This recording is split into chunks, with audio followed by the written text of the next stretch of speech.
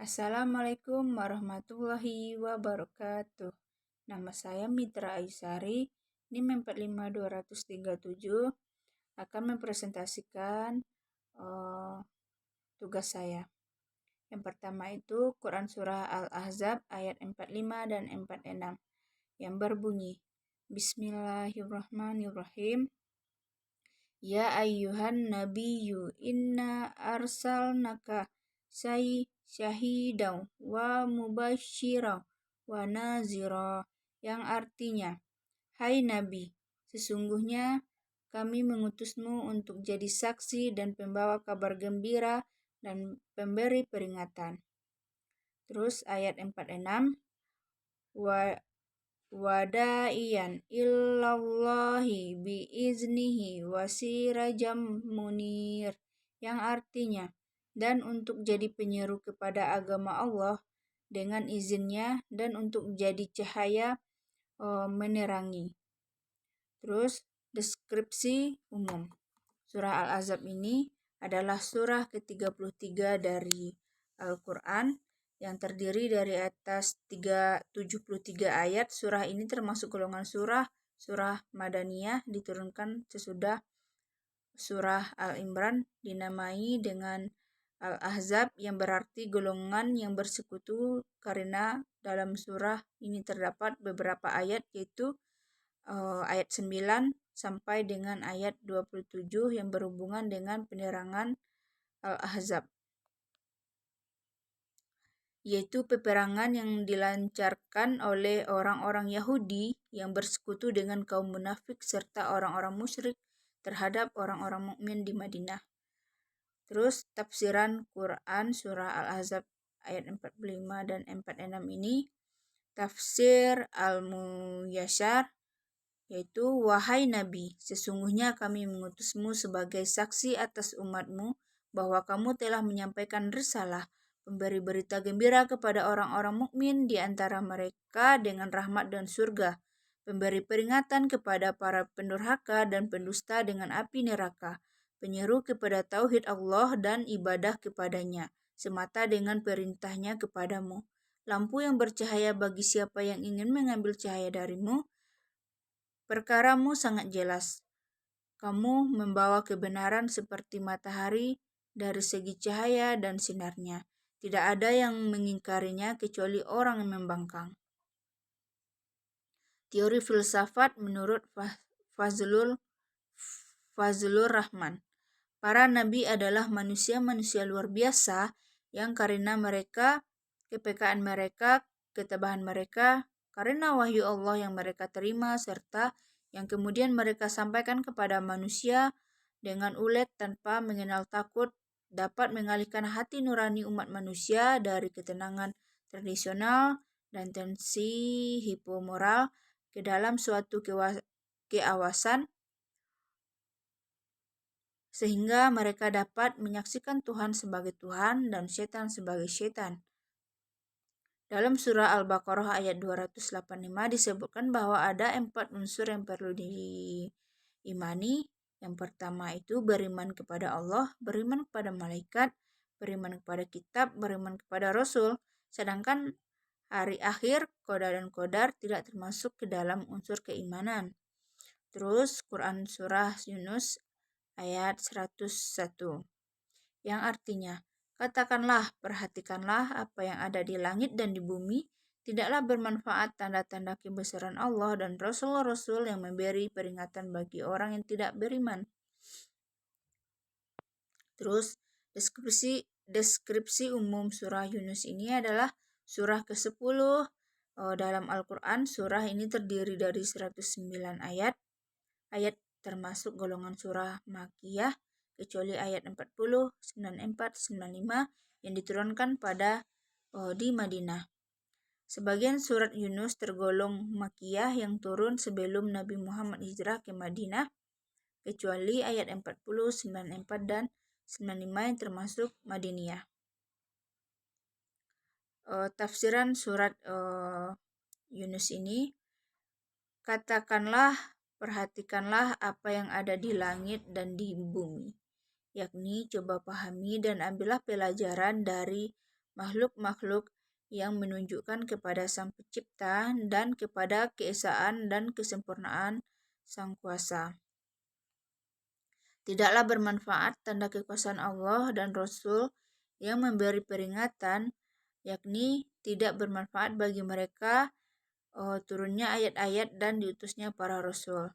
Bagi orang-orang yang tidak beriman, dalam ilmu Allah mereka adalah orang-orang yang memang tidak pernah beriman.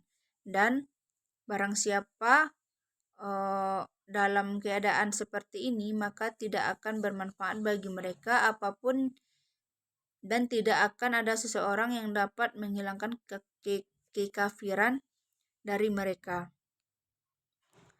Teori filsafat surah ini, ilmu pengetahuan sains dan teknologi adalah salah satu sarana manusia untuk menuju kehidupan yang lebih baik di dunia. Oleh sebab itu, dalam Al-Quran pun tak luput memberikan petunjuk tentang ilmu pengetahuan dan teknologi bagi kehidupan manusia. Membuka dan membaca masyaf Al-Quran akan ditemukan ratusan ayat yang membicarakan tentang petunjuk untuk memperhatikan bagaimana cara kerja alam dunia ini. Seperti yang telah dikemukakan bahwa salah satu pembuktian tentang kebenaran Al-Quran adalah ilmu pengetahuan dari berbagai disiplin ilmu yang disyariatkan memang terbukti, dan sekian banyak ayat Al-Quran yang berbicara tentang hakikat ilmiah yang tidak dikenal pada masa turunnya, namun terbukti kebenarannya di tengah-tengah perkembangan ilmu dan pengetahuan dan teknologi. Terus Quran Surah Al-Hujurat ayat 12 yang artinya, wahai orang-orang yang beriman, jauhilah banyak dari prasangka. Sesungguhnya sebagian prasangka itu dosa, dan janganlah kamu mencari-cari kesalahan orang lain, dan janganlah ada di antara kamu yang menggunjing sebagian yang lain. Apakah ada di antara kamu yang suka memakan daging saudara yang sudah mati? Tentu kamu merasa jijik, dan bertakwalah kepada Allah, sesungguhnya Allah Maha Penerima Taubat, Maha Penyayang. Deskripsi umumnya, Surah Al-Hujurat merupakan surah ke-49 dalam Al-Quran. Surah ini terdiri dari 18 ayat yang termasuk ke dalam golongan surah Madaniyah. Madaniyah adalah istilah yang diberikan kepada ayat Al-Quran yang diturunkan di Madinah atau diturunkan setelah Rasulullah SAW hijrah ke Madinah. Sebab turunnya Quran Surah Al-Hujurat ayat 13 karena hinaan beberapa orang kepada budak yang disuruh mengumandangkan azan di atas Ka'bah. Budak hitam itu bernama Bilal bin Rabah. Tafsiran Quran Surah Hujurat 12 ini, hai orang-orang beriman, jauhilah kebanyakan prasangka, yaitu berprasangka buruk terhadap orang baik. Adapun terhadap orang jahat dan fasik, maka kita diperbolehkan berprasangka sesuai apa yang nampak dari mereka. Karena sebagian dari prasangka itu dosa, yakni sebagian prasangka yang mengandung dosa ini adalah prasangka buruk terhadap orang baik. Dan janganlah mencari-cari keburukan orang. Maknanya mencari-cari aib dan keburukan yang tersembunyi. Tafsiran Quran Surah Al-Hujurat, dan janganlah menggunjingkan satu sama lain, yakni janganlah kalian saling membicarakan keburukan orang lain tanpa sepengetahuannya. Maka menggunjing membicarakan keburukan seseorang ketika ia tidak bersama orang yang membicarakan itu, meskipun apa yang dibicarakan benar-benar ada di dalam diri orang tersebut. Adapun jika apa yang dibicarakan itu tidak benar, maka itu termasuk tuduhan terhadapnya. Adakah seorang di antara kamu yang suka memakan daging saudaranya yang sudah mati? Allah mengumpamakan gibah menggunjing seperti orang yang memakan bangkai orang yang sudah mati. Sebab orang yang sudah mati tidak akan mengetahui bahwa dagingnya dimakan. Begitu pula orang yang digunjing tidak mengetahui gunjingannya tersebut, sehingga ia tidak mampu membela dirinya seperti mayat yang dimakan dagingnya. Adapun